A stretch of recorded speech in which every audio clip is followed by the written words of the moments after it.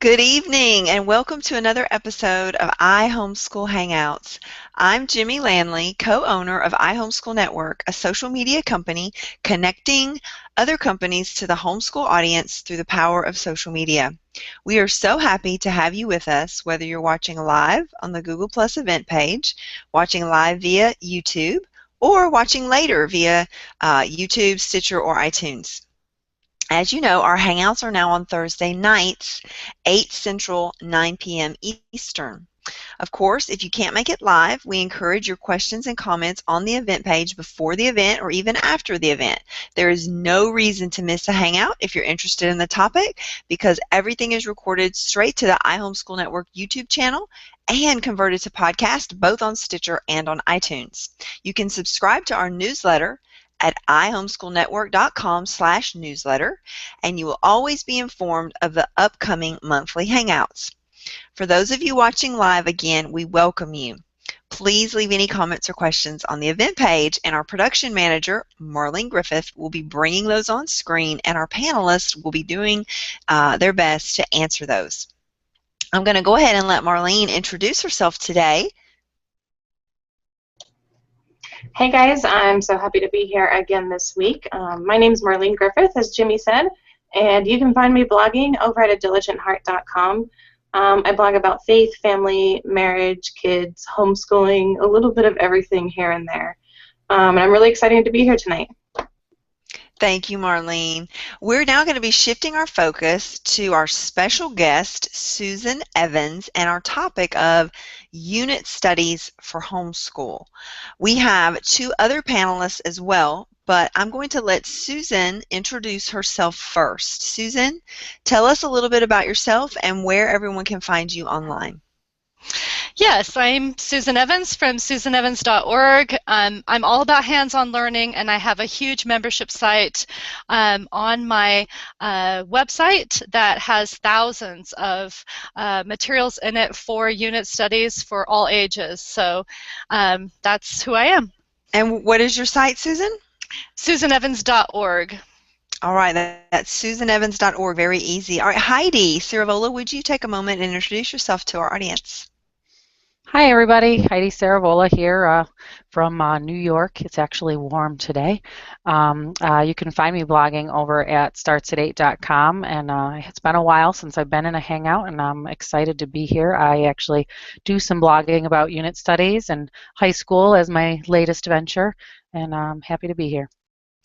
Thank you, Heidi. It's always great to have you on the panel. Heather Woodie is also in New York. We've got two New York ladies tonight. Hi everyone, my name is Heather Woodie and I blog at blogshewrote.org.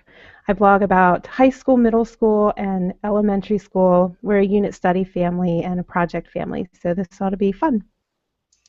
It's definitely going to be fun. We have a great panel tonight. So let's go ahead and jump in there and get started talking about unit studies. Such a common phrase when you talk about homeschooling. So let's start off with, what is a unit study? And I'm going to ask Heather to give us a brief definition first of all, and then we're going to shift over to Susan. So a unit study is a course of study that you can put together for your kids that are anchored on something. It might be literature, it could be a subject, but then you pull in all of the cross-curricular items to go with it, and usually it's a lot of fun. It can be focused, depends on what your family enjoys. So that's my definition. That was very succinct. Perfect. Now I'm sure Susan is going to flesh it out quite a bit more. Yes, a unit study is when you splash into one subject, surround yourself by it, and you just live and breathe that subject. In fact, anything that you love, you're already doing a unit study on, okay? Any kinds of a hobby, anything like that is like that. Okay, retention is way higher if you connect different things together. So, for example, except for math, okay, if you have, for example, your literature and relating to the history that you're doing, and bring in science in that time period, and you wrap it all together, the writing assignments that you do are deeper and richer because you have that knowledge. Your mind has the connections, the schemata inside your mind is able to hold more information because you have something to hang it on, because you're immersed in that thing. It's kind of like learning a foreign language. When you're immersed, you learned it better, and it's the same thing with any subject. And it also causes excitement because you do more things that are hands-on and real, and so you're less likely to forget it. So. Okay, thanks. Now, Heidi, do you have anything left to say about unit studies after those two ladies have answered the question, what is a unit study? Sure, you leave me for last. I know. No, I think they did a very good job. Susan is fabulous. Yes. She clearly knows her subject and is passionate about it. And I actually started doing unit studies because my little one was passionate about something, like Susan said, something that she got really interested in. And I would just pull all kinds of stuff in. And that's kind of how we got started doing that, was like, oh, you love something? Let's focus on it. Let's pull everything in we can.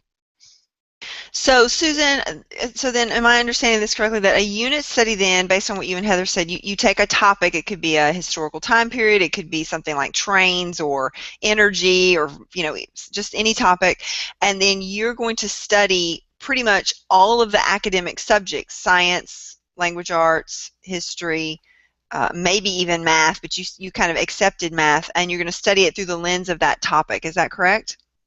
Yes, that is correct.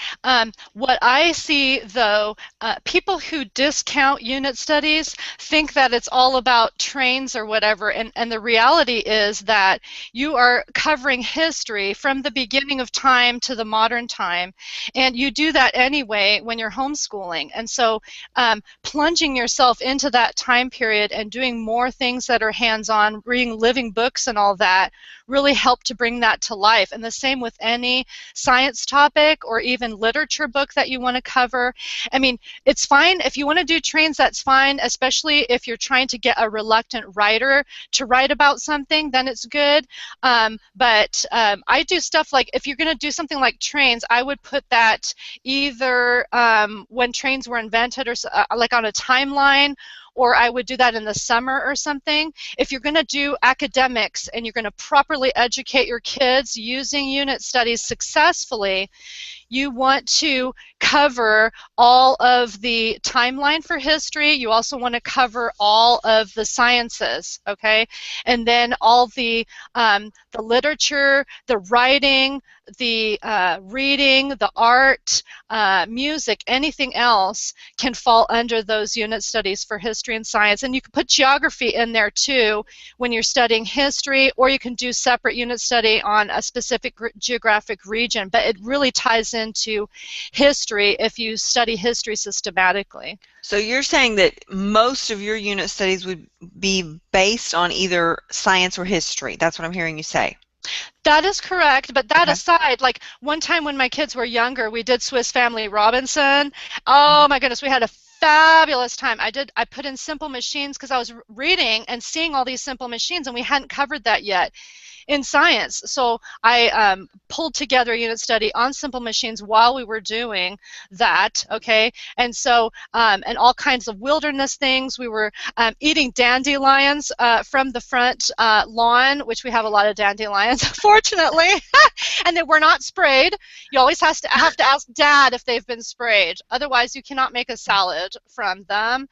But anyway, so you can talk about all kinds of things relating to literature, but like I'm saying, if you want to cover your academics, I focus on history and science, and I alternate. I do not do them both at once until I get to junior high, high school, and at that point you absolutely have to, because there's too much to cover to not cover both of them in one day. But in elementary, you can easily progress quickly just plunging into one thing.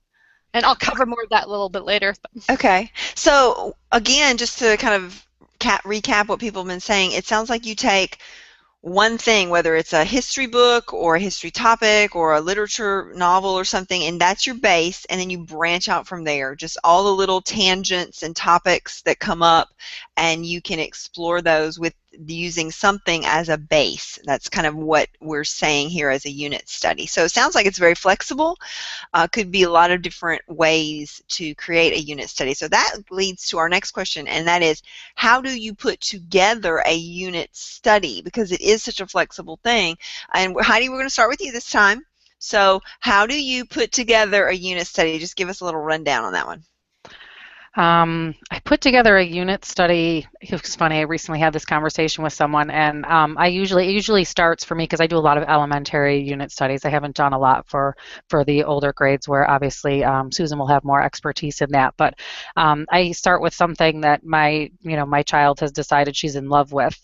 For instance, we did a whole unit study on panda bears because she had fallen in love with panda bears, and so I would go ahead then and I would pull. Not only would we do geographical stuff based on, obviously, panda bears live in certain regions. We would learn all about panda bears. We would find videos, books. We would do any sort of writing, storytelling, art, all based around panda bears. And I'm an avid Google searcher. I like to find, search Amazon or my local library, do a Google search for things, and I'll make YouTube playlists for educational videos, Netflix, those kinds of things. So for my elementary age child, I pull in all of those resources together. Obviously, we don't do math in that, and often her unit studies seem to stem from science-based things for some reason, and then we add the other things in kind of a piecemeal sort of manner, and pull stuff together. Okay, I'm going to go on a slight tangent before we continue this of how do you plan a unit study. And Susan, I want you to tell us, what's the deal with math? Why do you guys keep saying, oh, except math, oh, except math, oh, we pull out math? So talk to me about math. What's the deal? Okay, math has to be studied in a systematic manner where you build your skill, and that has to be done daily, that has to be built, and it's one of those things that just has to be done. That does not tie into any other topic. I don't care. There's people that have talked to me over the years about tying math into different unit studies, and you can do that a little bit, like Roman numerals for Rome and that kind of thing, but you're not, in order to be educated, you do need a math program. And so that's the only thing that I say that you do not do unit studies of. In high school, when we talk about high school, there are certain things you need to use textbook for, and that would be math and science. And there's a way to do unit studies with a textbook for high school, which I'll tell you a little bit later, but then you can put together your own high school level unit studies for history and English easily. In fact, all across the country, teachers choose what they're going to teach for history and English themselves. So just so you know, that's what they do. Because I'm a certified teacher for English, and I know that's what I did in the school. So anyway, so Okay. That's why you need math. That has to be systematically taught. Okay, so thanks for that explanation of math. So it sounds like what you're saying is you can pull some math into a unit study, but you can't consider that sufficient for your entire math curriculum. Heather, you agree with that? I know you're a big math and science person. I agree with that if you're talking about regular math study. I would approach it a little bit differently because we do a lot of applied math in our homeschool, and so okay, I want to hear your approach. Hear it. So my daughter is a real creative girl, and she is not. She's not a real fan of math. So as much as we can, we use applied math with her. Sometimes I have some things I can post on the event page, but one thing she is a problem solver. If she meets a problem that she needs to solve for whatever project she's working on, she's much more likely to tackle a math problem than if she is doing a set of problems. And so we pull that in as often as we can. She's working alongside with her math, but then when we're doing projects and unit studies, she is using it as much as possible. And actually, it's much more successful because she's much more tenacious about finding the answer to her problem. All right. Actually, well, I think the two things that you both were saying aren't really that opposed, but I appreciate hearing your perspective, and I think that will really help people who have math-reluctant kids. Yes, applied math, real-life math, solving an actual problem you care about, that's going to motivate kids. That's great. All right, so I know we got on a little math tangent there, but so let's get back to how do you put together a unit study? So I think Heather answered that. So Susan, give us an overview of how do you put together a unit study? You're mute, baby. Okay. There you go. Yes. Okay. The way that I put together a unit study is each summer I will start collecting books and materials to bring to life that subject. So, for example, if we are doing human anatomy, I just zero in on human anatomy stuff at yard sales, just all kinds of different places, you know. And so I pull those all together in a bin, and especially for elementary, I try to pull together like picture books and things like that. I want to own these things, okay? So I know a lot of people say, and I tell people that you can go to a library and collect books from the library and DVDs from the library and stuff like that. But really, the best way is to own it yourself so that later they can take those same books down and enjoy those books, you know, to review it and stuff like that. So I do use DVDs from the library. And let me tell you, okay, who's taking pictures of me? Sorry, that's distracting. Sorry. I was talking about DVDs. Now, make sure that you pre-watch your DVDs. Like, for example, I found a Macbeth Shakespeare DVD, and I put it into the DVD player and started watching it with my kids. And then suddenly it said, Playboy presents, and I'm like, stop! And I mean, okay. Yeah, it was turned off immediately and thrown into the trash. But what I'm saying is sometimes you don't know. There's a lot of documentaries that you would think that the people who created them would know that teachers would use these materials, and why they have either nudity or other inappropriate things in them, who knows. So heads up to always, unless maybe it's a cartoon video, always pre-watch it. Oh, even cartoons. Be careful. Really? I can think Okay. of a few examples. But okay, so what I've heard you say, Susan, is first just gather resources. Just anything Yes. dealing with the topic, gather, and secondly, preview. So after Yes. you've gathered and previewed, then how do you organize? Okay, you need a backbone. Usually I use some sort of a backbone for the study, but you don't need a backbone, okay? Like, for example, if you are doing ancient Egypt, okay, just write down the main things about ancient Egypt you want your kids to know. And I mean, if your kids are super young, then you will cover in depth all those things with picture books that have a lot to them. For example, like with ancient Egypt, you want to talk about Egypt itself as a country. You want to color maps about that country. Like we had cookies that we made with river, you know, the Nile River going down and everything. You want to have a pyramids type of thing. So we took basically 1 week for each thing, and we wouldn't have needed a backbone. Now, a backbone, what I'm saying a backbone is any curriculum, especially for history, any curriculum you like, okay, you can use as a backbone. You don't have to read all of it, okay, or you can read all of it and then just add hands-on things to it. So I've done both of those. I've pulled together my own things. You can also use a living book, okay, a book that is literature that's alive, that can be the pivotal point for, like, for example, the Civil War. I used a book by Henty. Now I can't remember offhand what the name of it was, but G.A. Henty wrote a book about the Civil War, and it was really good, and I had it on audio, and the kids were riveted to it, and he talked about the different battles and stuff. And so then the days that we read about the battles, we pulled out and I just researched on the computer and stuff, and then we reenacted it. Like the kids, they had the Merrimack and the Monitor, and they were in these ships, and there were boxes. There's like those milk crates that my husband has a couple of gray milk crates that look to me like something that could batter another ship. And ironclad ships, and so they kind of rammed each other and stuff like that. You could do stuff like that just on the spur of the moment as you're reading.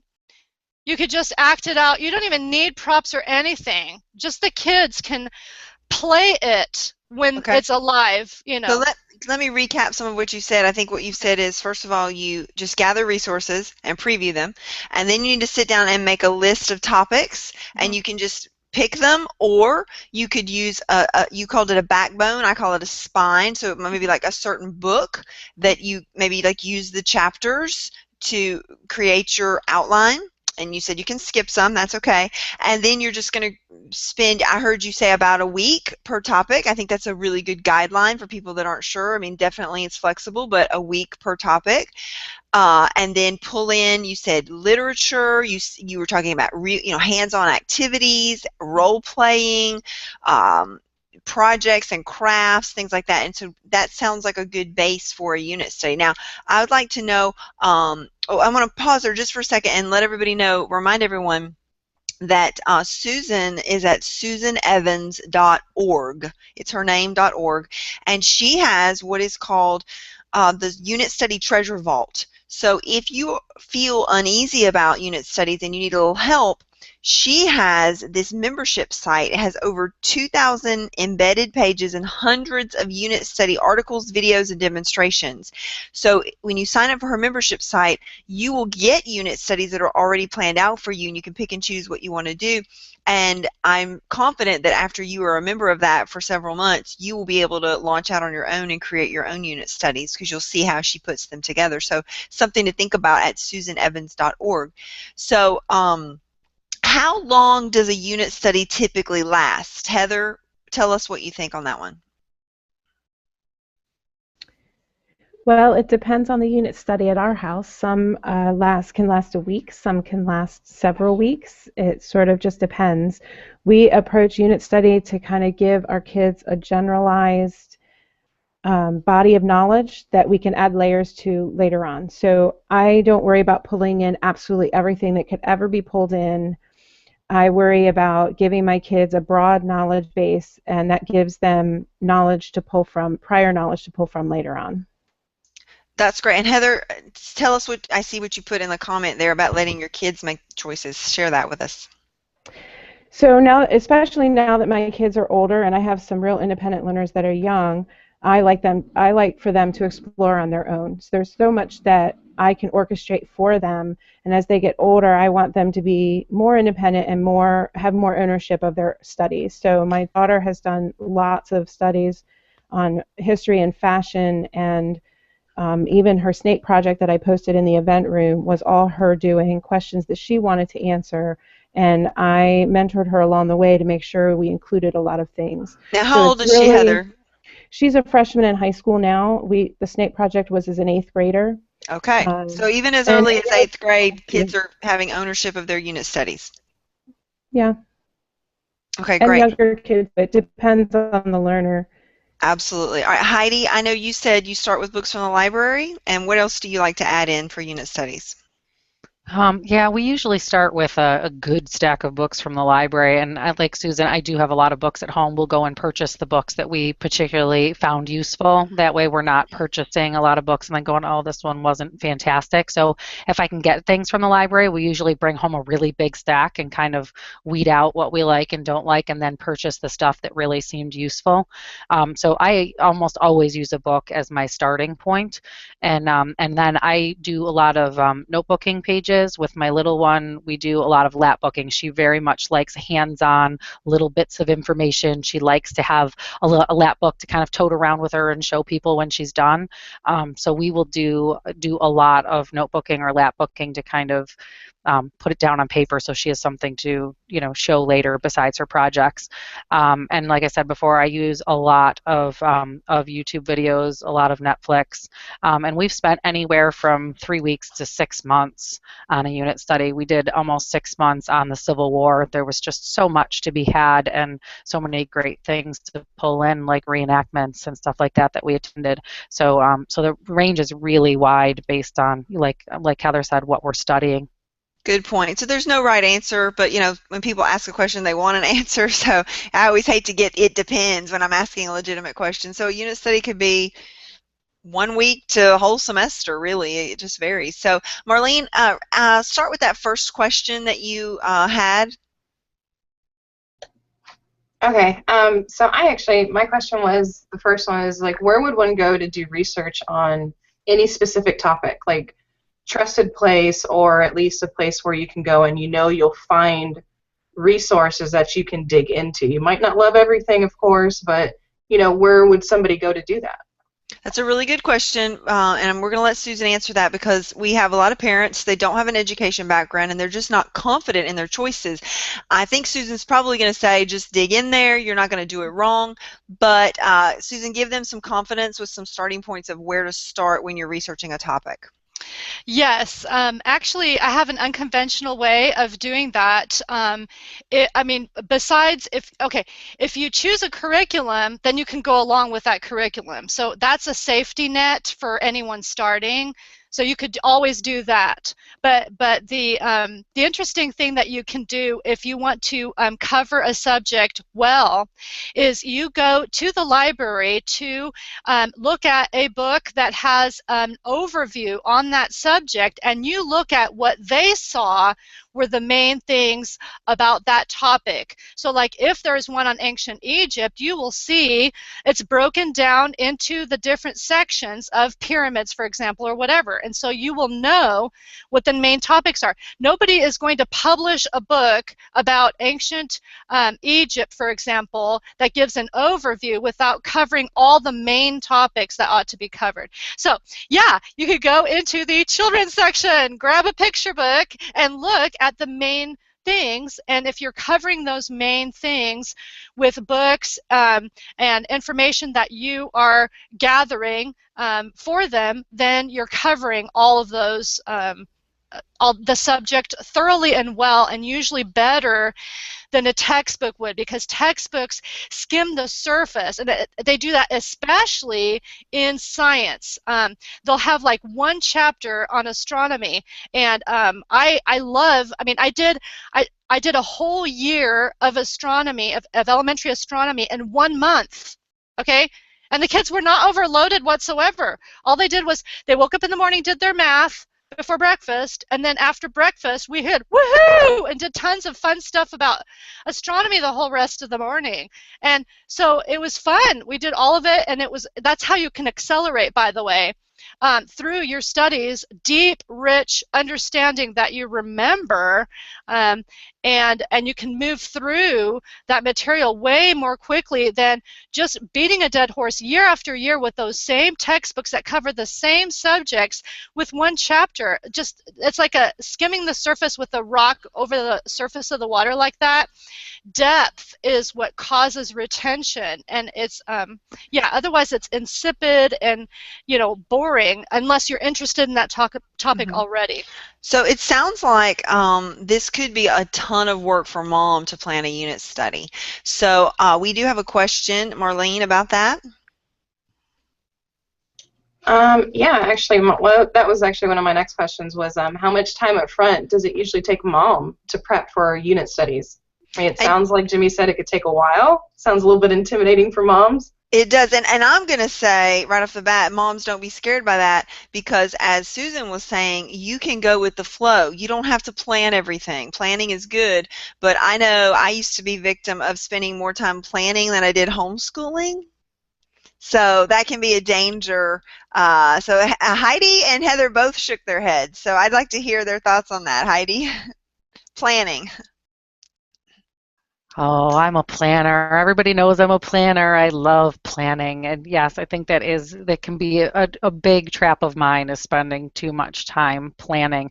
Um, but most of unless I've, gotten a unit study from somewhere ahead of time, when I'm doing a unit study myself, it's often kind of by the seat of my pants because I'm a little more unschooly with my younger one, and so it might just be something that she's suddenly gotten interested in, and that's a really great way to delve into something is when they're totally interested in it. So I would say when I'm starting something like that, you know, I would probably spend probably 5 or 6 hours over the course of a couple of days pulling some stuff together, making a library list, heading to the library, like Susan said, going and finding a great general, overview book to get you started. So I would go and make a library list to go to the library. I would do some internet research, and pull in some sources, pull in some YouTube videos, find any notebooking pages, or if there's a lap book I wanted to do. And then it will be kind of as we go, we'll get started into something and you get off on a tangent. And so it's not so much this way kind of upfront cost of time when I'm doing something. It's kind of I get something started with a few hours of research and library time and that kind of thing. And then as we get moving, it's, oh, look, I found this great project, or, you get off on a tangent and, like Susan, she used pyramids as an example. We might stem off and build one out of sugar cubes, or so you kind of you'll be doing something and you'll kind of see things along the way, or you'll see something in a book and that you had and you get off on that. And so at least for myself, when I'm doing one, I would say a few hours up front, and and some deliberate research and library time to get started. So it sounds like you're saying even factor in the ability to go with the flow. Thank you, Marlene. And, allow the kids, as Heather was saying, to bring up ideas and say, hey, why don't we do X, Y, Z? Because if you overplan it, you're probably going to squelch some of the love of learning. You want to leave some flexibility. That it sounds like that's what you're saying. Yeah. Okay, we're going to skip to crafts. Okay, because we know some people, children and parents, are very craft averse. They find crafts annoying or messy or just dumb. And so do you have to do crafts when you do unit studies? Susan. No, you do not need to do crafts. You can cook a meal. That's not a craft, is it? I mean, you can also do a field trip. You can interview somebody. Anything that is hands-on that brings to life whatever it is that you're studying makes it real. And a lot of the crafty kind of things that I do, most of them are things that are usable later, or that they like with leather or something like that, or woodworking. Like if you're studying birds, if you actually build a birdhouse and stuff like that. So I prefer those kind of crafts over just a paper craft that you can just squash and it's just like, I mean, I can understand some people despise glitter, for example. It's all over their house, and I understand that. I just made peace with it years ago. I have some kids, my daughter, for example, loves crafts and asks me every day to do crafts. So I'm okay with crafts. A lot of people that don't like doing crafts, like I said, though, can do alternate activities that are that bring it to life, especially if someone else is doing a demonstration. Why not drive over and have them do that demonstration, like the Civil War reenactment? They had so many demonstrations. You don't have to do anything else hands-on about the Civil War if you don't want to. It's all done for you that day. They feel like alive, like they were in that time period, and it's like, cool. So then when you read some cool alive book about it, then they're there. They feel like they're there, and that is what a unit study is. Yeah, great. Thank you for saying that it's not all about crafts. Anything real life works. And Heather, share what you think about crafts and projects. Well, I was just going to say, in relation to planning in general, whether it's crafts or anything else, I think the danger we run as homeschoolers is to spend more time planning than our kids are going to actually do the activity. And as I've grown as a homeschooler, I've learned that I don't need to do that. And if I'm doing that, that's a red flag to me, because my kids will spend, it's not like when I was a classroom teacher and I had to have all these things orchestrated and ready because I had to have transition and everything else. You just don't have that in homeschool. And so you don't need to leave the time for it. You don't need to have these big activities because your kid's going to get the concept in like 2 seconds, and then you spent all this time. And I've been there, and so and plus they might not like what you had planned. And as my kids get more independent, my kids do unit studies with a lot of bookwork because there might be a big project at the end, but that's what they prefer, and I have to be okay with that as long as we're hitting what we're going to hit, and that's the important thing. And I like to caution moms with big crafts and plans and whatever is that the danger in that with science or anything else is that parents will wait till they have all their ducks in a row and they feel like they got to have all the ducks or they can't do the activity. And I'm here to tell you the ducks do not need to be in a row. All you have to do is when a kid says, well, how does that work? Sit on the floor and show them how it works. Grab whatever you have around you and make it work, because if you wait for all the ducks, they might not come. And they might not ever get there. That sounds like a blog post or a meme. I'm loving that, and I'm writing that down about the ducks do not have to be in a row. You're going to see that somewhere on Facebook. Just to let you know. That's excellent. Okay, we are quickly running out of time. This is a huge topic and so much to say. I want everyone to go to susanevans.org and check out her unit study treasure vault, because she's got a wealth of resources there. But let's talk about high schoolers. That's one thing I do want to touch on. We had a question. Marlene, what was that question? Can you find that, or do you remember what it was? All I remember was it had to do with high school. Let me try and find it again. Maybe it's basically just using unit studies in high school, like how is that it? For a high school level. Okay, so Susan, do unit studies work for high school? Because I think we all know they work for little kids. We assume that, but talk about high school. Yes, unit studies do work for high school. I use unit studies with my high schoolers, and we film everything that we do, and it is inside the unit study treasure vault. And so, for example, okay, like I said before, math is not done in any unit study. So, for example, you have algebra or something like that. That's separate. And also, I mentioned science. You do have to do the sciences. Now, I know a few people that have done high school level science that they've put it together themselves on a high school level. That can be done, but it's rare that you can do it right so that you are ready in college. So I would use a textbook for science because, well, I'll come back to that in just a minute, but you can make those into unit studies also. And then history and English, those are wide open for doing unit studies. I mean, you know, if you're doing American history, for example, you could do American literature at the same time, and they can cross over into each other, and it's way less work, and they're learning tons more. You could spend more time in that time period or whatever. You can write papers about it and everything, and so you can get credit for both the English portion and the history portion, even though they're kind of going into one, if you want to do it that way. Now, with science, with biology, for example, what I did was each chapter of biology, and it doesn't matter what biology book you use. I used the most popular Christian textbook, and I'm purposely not saying what it is, but because it doesn't matter when you're doing like DNA, for example. I have under that section all the different DNA things that we did. I have like 20 or 30 different hands-on activities for almost every single thing that we did for biology. And, okay, this is the fun thing, is that we enjoyed the high school level stuff all the way down to, I think my daughter was 7, because we did this 2 years ago. And so we were dissecting, and I'm filming our dissections. Okay, so picture this. My daughter got squirted by one of the, like the frog, and it was, ew, Mom! And so you get all these fun, like, it's a homeschool family doing it. It's not just clinical. We still found all the parts, and I also embedded inside my unit study treasure vault, I embedded a professional dissection, but you will enjoy ours better, you know. You will, because like we're normal. Guaranteed.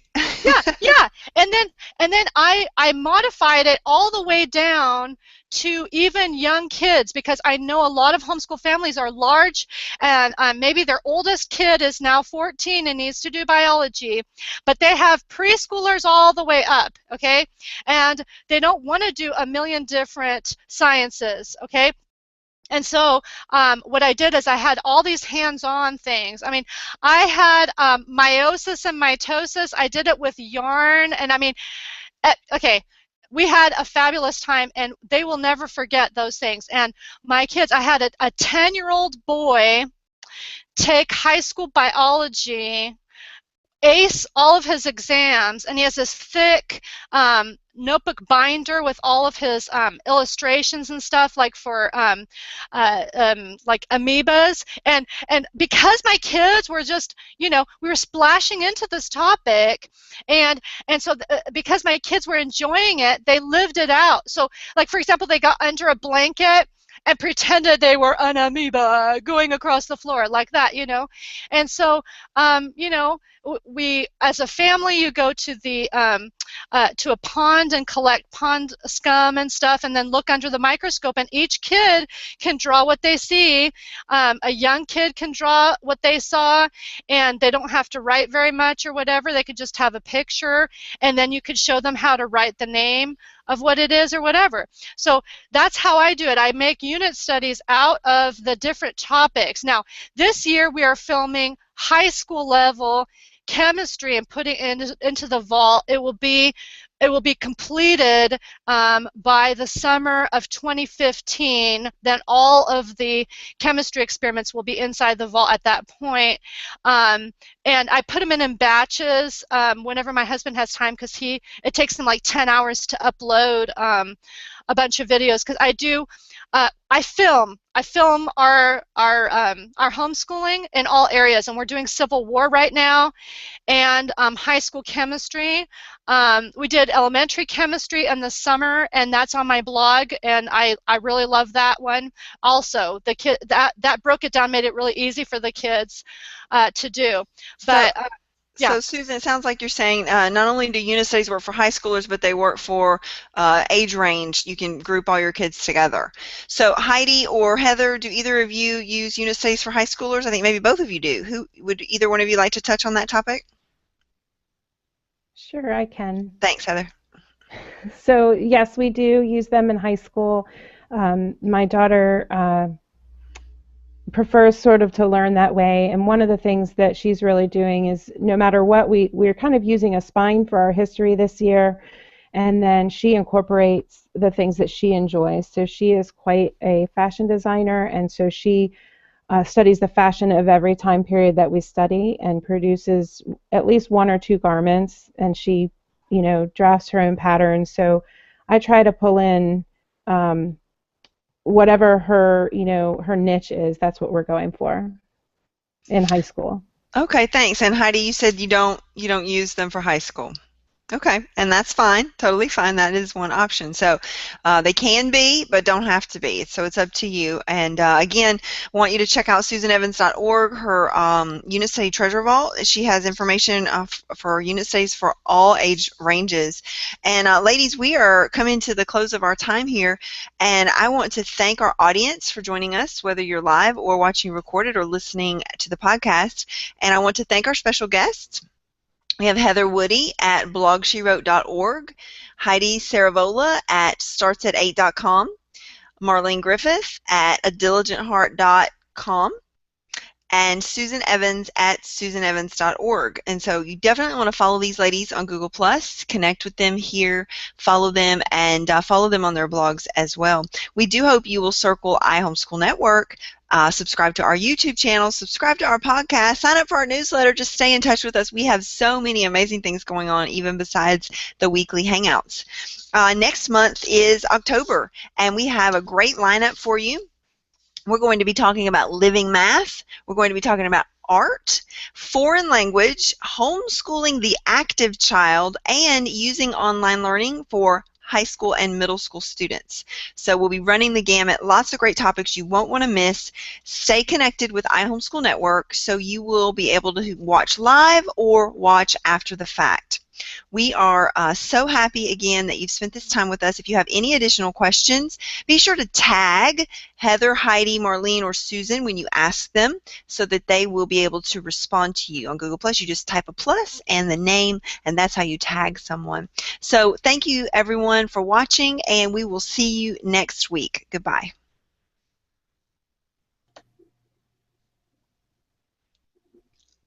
I can't find my stop button. Hold on. There it is.